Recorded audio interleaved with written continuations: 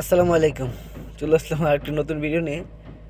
ভিডিওটা হলো যাদের তেলের গাড়ি কিংবা গ্যাসের গাড়ি অতিরিক্ত ইঞ্জিন নক করে, কাঁপাকাঁপি করে, গিয়ার দিলে বুঝবেন কীভাবে যে কী খারাপ হয়েছে।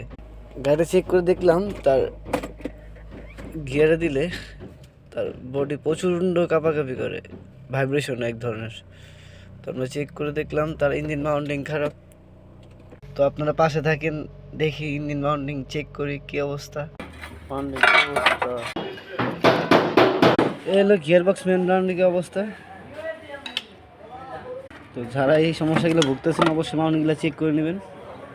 ভিডিও ভালো লেগে থাকলে অবশ্যই চ্যানেলটাকে সাবস্ক্রাইব করে রাখবেন।